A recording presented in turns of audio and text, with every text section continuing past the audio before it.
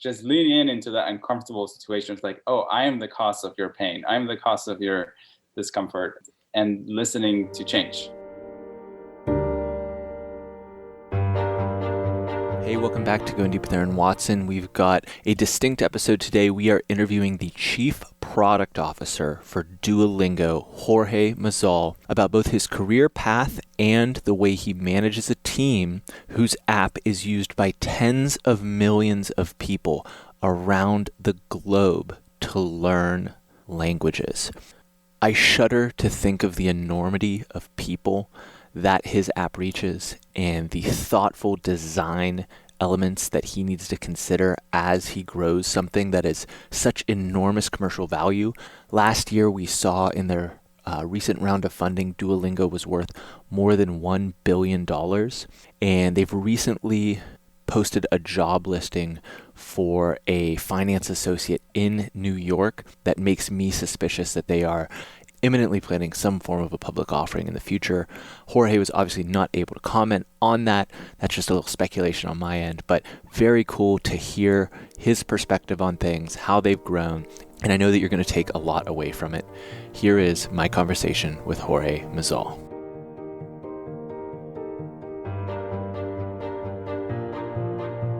You're listening to Going Deep with Aaron Watson.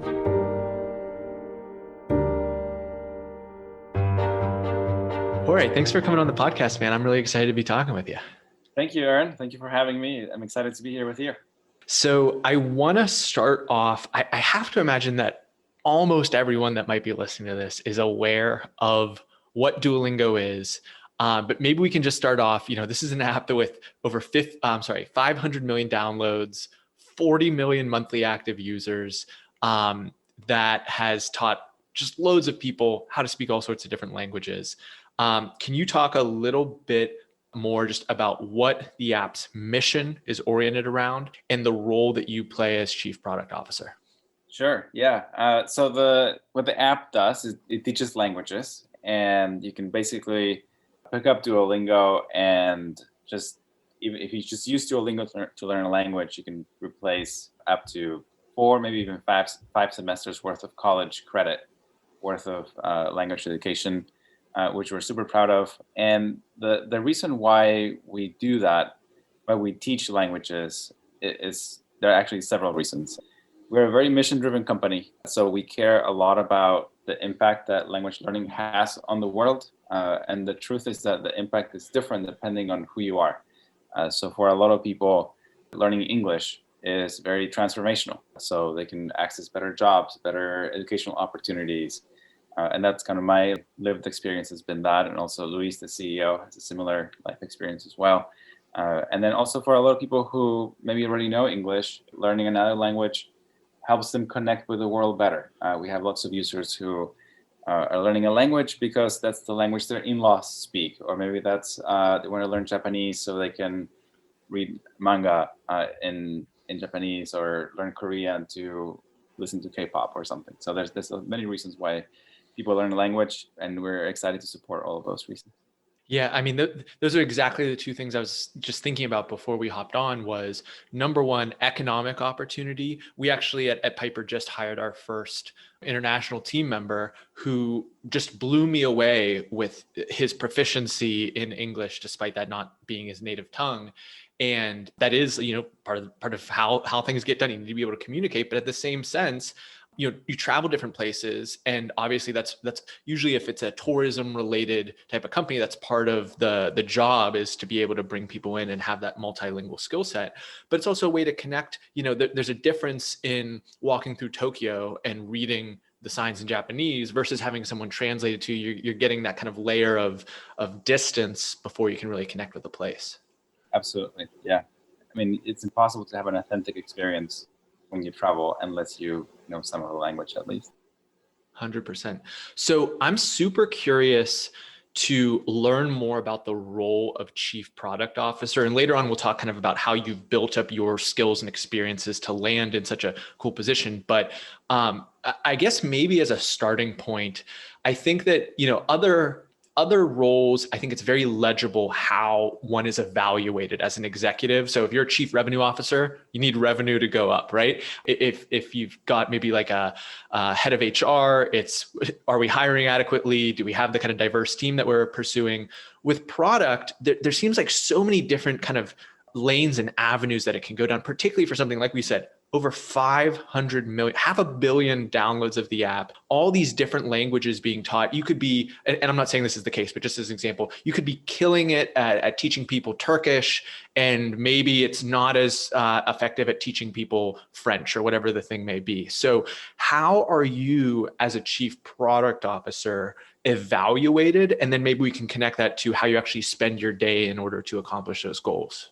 Yeah, I mean, the role of chief product officer, I think it's not standardized. I think it means different things in different companies. And at Duolingo, what that means is I lead three functions, which are product management, data science, which is kind of like fairly advanced, sophisticated product analytics that we do here, and also UX research. So understanding our users and kind of what makes them tick, and all of these functions together are focused on really driving product market fit and constantly improving that fit. And also what's unique about Duolingo, we have founders that are very technical, very product minded. So, they're very involved in product, especially Luis, the CEO.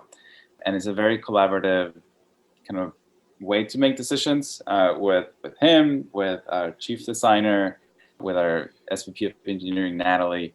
So basically all of us together and our teams come up with a roadmap, right, and execute on that. In terms of how am I evaluated in terms of performance, I swear it's different each time I get evaluated. Just depends on what matters at the time, right? So, but there's basically everything matters, and whatever is not working well, that's the thing I need to be focusing next. So it's a matter of how well the business metrics are doing, and we care about user growth, we care about revenue growth, and we care about teaching better. So we're always doing those three things. And at this point, we're lucky that all those things are going really well, and we're just getting better and better at those things. And then there's also all of the people side. Are we hiring the right people? Are they happy? Are they growing? And are they working well with others and creating the culture that we want? So as my job has evolved, when I joined Duolingo, I came as director of product. It was a very small team, and that team has grown almost 10x what it used to be. And so now a lot of my focus is on culture and how to make sure that people have the guidelines, have the principles, have the tools, the support system, so they can be increasingly more and more autonomous and more effective as teams. Yeah. I think in the pre-interview, we talked, when you joined, it was like 90 people, and now it's over 500 people on the team. For the whole company, yes. Yeah.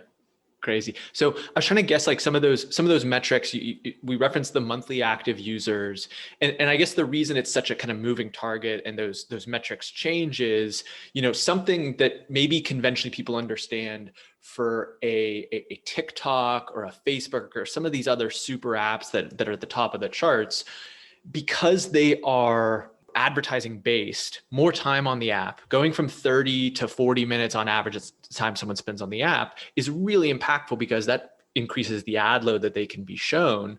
But at the same time, if you're also evaluating like the efficacy of people continuing to come back, if it becomes this thing that eats up more and more of their day, maybe their kind of consistent habit of actually going and making a daily practice of learning the new language is at odds with that. So that's a kind of a really interesting tension to kind of be playing with as a product lead. Yeah, there's always a lot of different tensions and between the metrics that we care about, right? You could do something that helps with revenue but hurts retention. You could do something that helps retention but hurts the number of minutes per day they spend on the app. And then there's learning going to the mix as well. So the way we balance that is we have some teams that are kind of metrics driven, and they have like a goal to optimize revenue, for example. and that's the target metric revenue. And then we have guardrail metrics, which tend to be the target metrics of other teams. So if you run an experiment, because everything we do gets A/B tested, run an experiment that helps you target metric, you got to make sure that it doesn't hurt any of the guardrail metrics. So they have to be developed an intuition. Teams have to develop an intuition of how other teams' metrics move, so they know not to mess up with them, not to bring them down. So we basically create a system where everyone's incentivized to move everything up and not at the expense of something else. Gotcha. That makes a ton of sense because you're juggling all those metrics, but if we're talking it down to like the team level or the individual level, you can't have everyone looking at all things. They need that element of focus. So tell me a little bit about, you joined the company a few years ago. It's been growing like a weed, and there's a lot of excitement in Pittsburgh in particular about, a potential future IPO and what that means just for the Pittsburgh tech scene. But can you paint a little bit of a picture of where the product was when you got here, the changes that have been made that kind of take us to the present, and then maybe we can talk a little bit about where it's going in the future? Sure. Yeah. I mean, the product has made tremendous strides since I joined. I don't want to take credit just because I joined. It's like correlation. Not sure if it's causation, but it has been a tremendous amount of progress on the product side because it's very collaborative. Everyone's involved in this. But we were struggling in many fronts. Honestly, like we were trying to figure out the way to monetize. We weren't exactly sure how to do that. DAU growth was a little bit like stagnating, and we were kind of stuck on how to teach better. Honestly, we were like trying to figure out all these problems, and everyone did tremendous amount of effort to turn all these things around little by little. So first, on the monetization side, we landed on this subscription business that has been very successful and been able to continue to grow on a consistent basis. On the growth side, we came up with, I won't get into details too much, but we have a fairly sophisticated growth model that has a bunch of different metrics that we identified. We ran modeling on it and identified a metric that turns out to be super high leverage, which is called CUR, current user retention rate. And we put a team just optimized on that, to focus on that, to optimize that metric. And that has resulted in people just staying with the product a lot longer. So when they come into the product, they get hooked on having like a Duolingo streak. And the number of people with a streak of 7 days or longer used to be about 20% of our DAUs, and now it's about 60%. So people are just a lot more engaged with the product, staying longer, telling their friends more about it. And that has really supercharged our user growth. And what's cool about it is that it's growing faster than ever. It's growing super fast, but it's growing with better users, more engaged users, right? Which is really a really healthy way to grow. So that was a lot of research by a lot of people and just a lot of creativity and problem solving. And then on the learning side, I think probably about half of our product teams in the company work on learning. And that is really challenging because it's hard to measure learning. So we have to use a lot of just learning science research, intuition of using the product ourselves, and coming up with kind of proxy metrics for what we believe represents learning, and combining all of that together. And also being very systematic about how we think about languages and what is a language and how do you break up a language into its components and different levels of proficiency. So you can think about languages as vocabulary, a combination of vocabulary and grammar, pronunciation, understanding sounds, and being able to have skills that come with that, like speaking, writing, reading, listening, and be able to do that at different levels of proficiency from beginner to advanced. And then we've systematically basically thought about that matrix of skills and levels of proficiency and targeted each of those cells and just got better and better at all those things. And that has made a tremendous difference in how well we teach, where I think Duolingo is very known just as a way to get started with a language.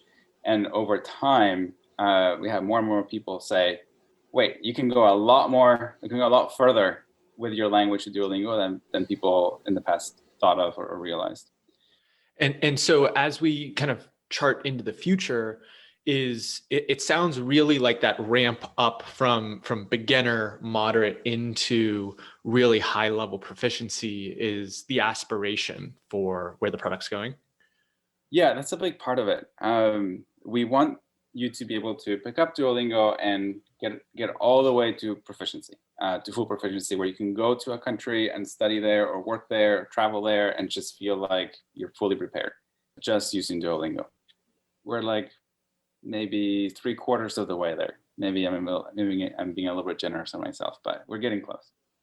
Right. So in terms of where the product falls, as we think more from like a business standpoint, this is very much in the category of like a consumer facing app. Individuals download it, they kind of have their own personal goal, and that's where the interaction lies.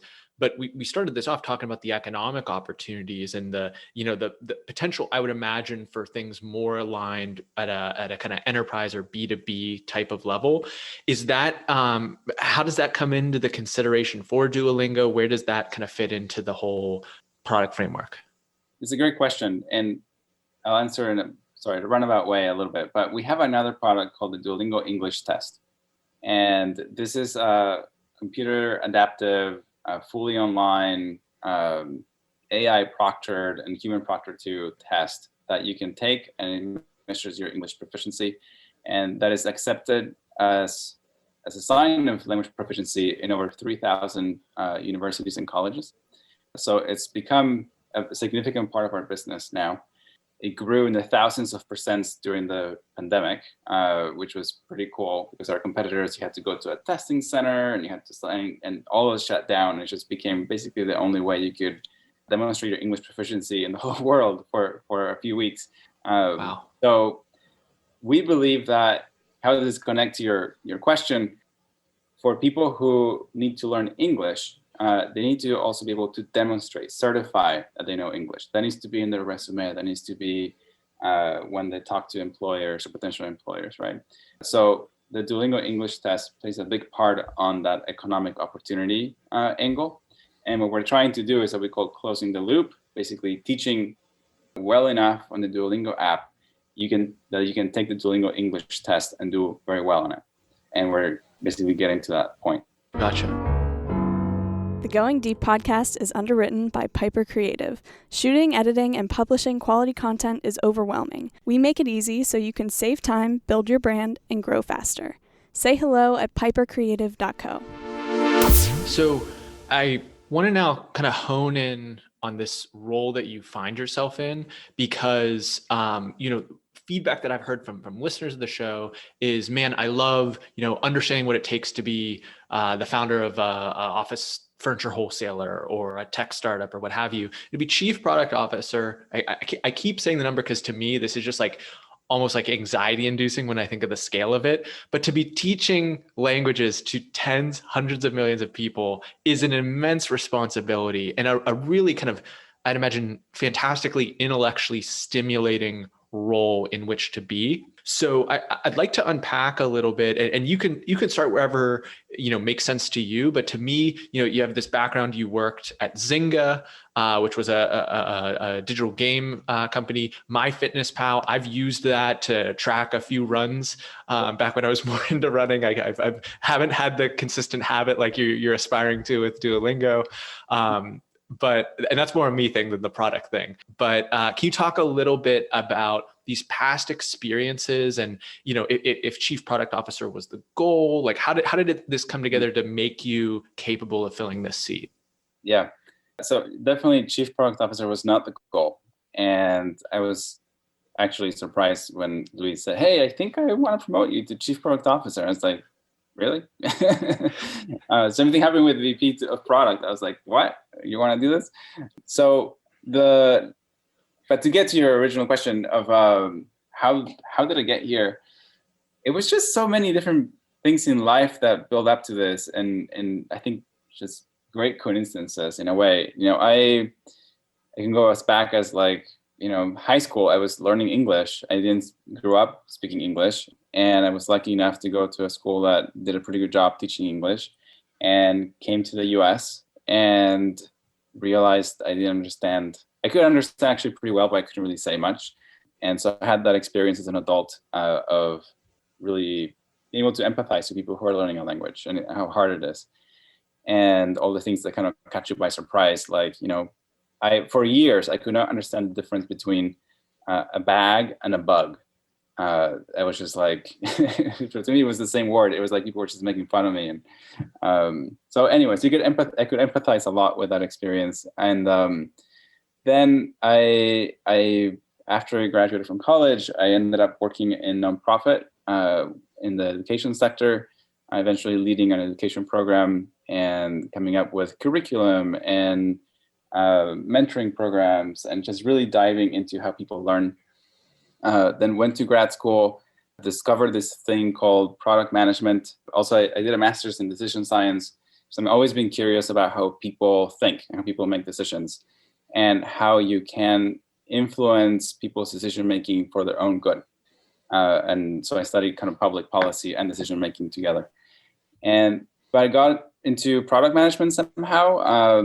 This company, Zynga, that makes video games, I thought it was like, oh, what an interesting laboratory of how people make decisions. So I went to work there, really enjoyed the aspect of making games and how collaborative and creative it could be, and how cross-functional, right? We had a team of like, I remember for one feature, it was probably like 10, 12 people, and everyone did something different. There was no two of the same. And you have artists and illustrators and animators and engineers and game designers. And it was just so fun.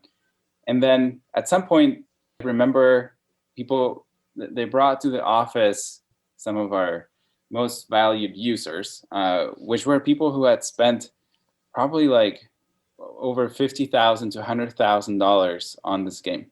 Wow. And I was like, to be able to spend that much money on a free-to-play game, this has to be consuming their entire lives.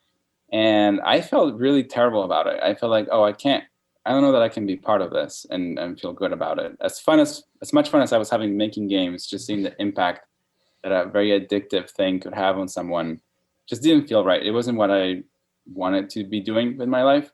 So soon after that, I quit and I went to work at MyFitnessPal, which you mentioned. And that was, again, trying to use behavior change and decision science to make people have habits, but I wanted to make sure these were habits that were good for them. So that's how I got into that job and enjoyed it. I felt like I learned a lot there. Then, eventually worked at a different company. I helped build a PM function at that other company. And then Duolingo reached out of the blue.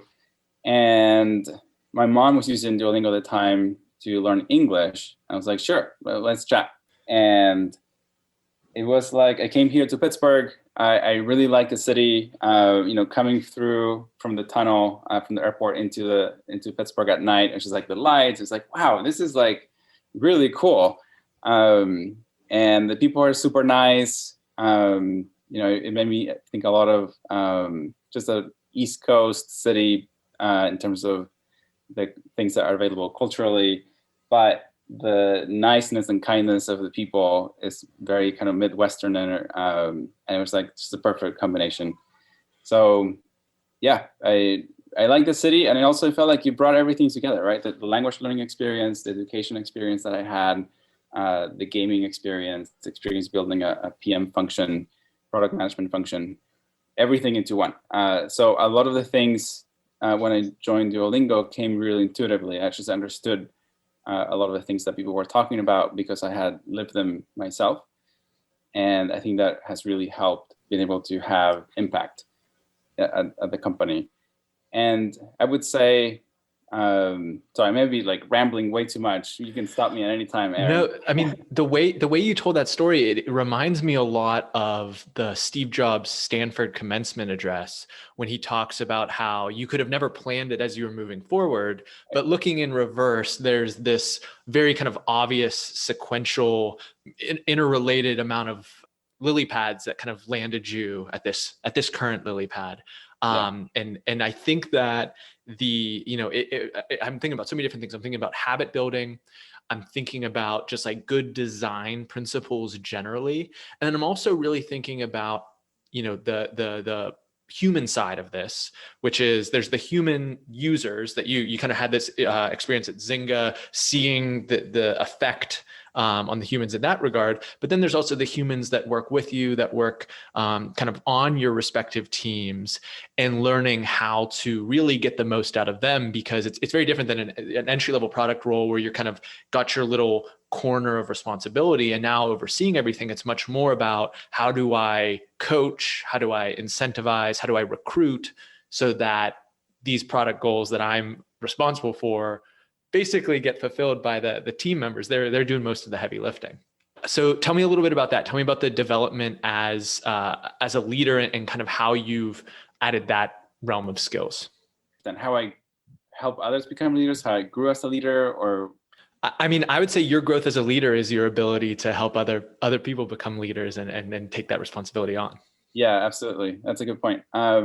So I think to be a good leader, you got to be authentic to who you are. And for me, I'm someone who is very reserved and introverted. Someone who thinks a lot about feelings, and also very driven and ambitious, which is, I think, like a weird combination that throws people off a bit. So my approach to leadership is to basically understand what makes people tick, right? Why are they here? What they're showing up to work to get what, and help them get that, whatever that is. Some people, and I do that because I care about them, and I just don't judge what it is they're here for. It's like whatever it is that matters to them, I help them get there because I care about them, and I think that makes people keep showing up at work and keep doing their best work, and that requires listening with empathy. It requires not judging. It requires honestly trying to help. So that's kind of my approach. Also, I think it requires taking care of their feelings, right? Like when you gotta say something hard, you gotta make people change their mindset or something. Some managers will be like, hey, you gotta change. You're not getting what you want. Like, deal with it. But it's like, well, what can I don't go and do that. I just take some time and think, how can we turn this into a win-win situation, right? And if it's like, hey, maybe you're not getting the thing that you wanted, the win that you wanted, but can we create another win that can help you grow in other ways that you also wanted to grow? So that's one part, right? And then the other part now is helping managers be able to do that for the people that they're managing, and encouraging them to really get to know the reports and listen to them, and to understand not just how they feel, but why they feel the way they do. How are they seeing the world that the facts are being interpreted in a way that generates the feeling that they're having, and help them understand where in that needs to be worked on. Or like, well, maybe we need to change the facts. Maybe we need to change the way the facts have been interpreted with new facts that they're not aware of. Maybe we need to help them understand that the feelings they're having are reasonable, but there's other feelings that could be reasonable to have as well, right? And focus on the thing that makes you happy, right? And grow from there. So anyways, that's like a bit of a rambling answer. I apologize, Aaron, but happy to dig into any of these things more deeply if that would be helpful. Yeah, but really, what I'm hearing again is one of your metrics for the app is retention, right? And part of retention is predicated on being deeply empathetic to the user. If you understand what they're actually looking for and you're able to give it to them, then that's going to keep them coming back because you're delivering the goods. And it's the same idea where, the empathy for those team members, and that's a huge topic of conversation. I feel like it's been that topic of conversation for a decade now, but it's like people are job hopping, people are, going from thing to thing. And one of the biggest advantages or levers or kind of points of opportunity for a company is the ability to recruit and then retain great talent. Yeah. Is part of how you your competition is we were a team with chemistry that have been thinking about this problem for 3, 4, 5, 6 years, as opposed to 6 months, 12 months, 18 months. It's just going to lead to the better decision making. And, it's the same, those two things are obviously interrelated, but it requires the same kind of core skill set of empathy. Absolutely. Yeah. And I'll tell you something that I've learned at Duolingo in terms of that. I never really grasped this before working here, and it's my imperfections generate some sort of pain or discomfort or problems for other people, and then having empathy for the pain I generate on them, and being humble about that. It's something that I've been learning, and it's been very transformational for me to just lean into that uncomfortable situations. Oh, I am the cause of your pain. I'm the cause of your discomfort, and listening to change. And that's been something really great about working at Duolingo, where I felt like Luis has had patience with me as I work through the things that I need to work on. And I realized that at some point I have felt embarrassed or wanting to hide those things, but actually that doesn't help. The more open and transparent you can be about the things you're working on, that the better others feel about sharing what they're working on, the more they feel they can share it. And also they can have more patience with you because they know at least you're working on it, right? And that really helps keep a team together. Beautiful. I have one more line of questioning, and then we can kind of aim towards wrapping up here. And that's the idea of constraints. We've explored this in so many different ways. A nascent startup, they've got every constraint in the book, but all the way up to people making geopolitical decisions. There's always some sort of constraint that's in place. For a company like Duolingo, and more specifically for someone in the role that you are as Chief Product Officer, your team, like you said, has grown 10x. Since you've joined the team, I don't know the exact number, but you've, as a company, have raised tens of millions of dollars. How would you list or prioritize or explain the constraints that are facing you in the present as a company that has, more funding than 99% of startups out there, and these kind of other obvious resources that unlock some constraints? What are the constraints that face the org and maybe you as the Chief Product Officer generally? Great question. So the major constraint, almost in a way, is what your mission, right? Who you're trying to be and what you're trying to do. You could think of it as a constraint as well. It's that tells you lots of things you cannot do because you don't want to do them because they're against who you want to be and what you want to achieve. The next step there, I think, is we're constrained by the amount of information that we have, and that's something that I've been very proactively trying to work on at Duolingo by building new functions like data science and UX research, because and really being an advocate for our learning science team as well, because the more information we have, if it really at the beginning it really felt constrained by we don't know a lot, we need to learn more faster. So information, I think, is key, and making sense of that into frameworks, into strategies, into plans, etc. So processing that information too. The next big constraint is people, right? Getting the right talent on the right seats at the right time is obviously extremely challenging. And there's lots of things that we would want to do more of, but maybe we can't because we haven't found the right person for it, right? So hiring is key. And I think that's it. Yeah. Interesting. Yeah. I mean, the kind of one of the lessons of life that I've slowly come to realize is everyone has the constraints. There is no kind of boundless entity, God that's walking through the world with in some way or shape or form unconstrained. maybe Bezos, maybe one day I'll get to ask Bezos what his constraints are, the planet Earth, perhaps with the Blue Origin rocket or whatever. But it's an interesting kind of thing to reflect on. And I'm guessing that you won't make any sort of comment on this whatsoever, but I do suspect that there is a kind of next chapter for Duolingo as a company generally hitting the public markets at some point in the future, that I know that the folks in Pittsburgh are very excited for, and what that will mean as for the city of Pittsburgh, for the company Duolingo, for all the constraints that you guys continue to face, and hopefully unlocking some of those. Sure, hope so. Yeah.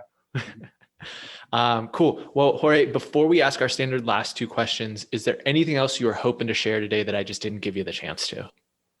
We're hiring. Yes, Duolingo is always hiring. So check out our job post on our website. Right on. Well, that's the next question. Digital coordinates where people can connect, learn more, follow along with what you're doing. Obviously, download the app and start learning another language if you aren't already doing so. But what other coordinates can we point people towards? Yeah, I would say download the app and find me and follow me. I'm Jorge Mazal on the Duolingo app. You can find me there. Right on.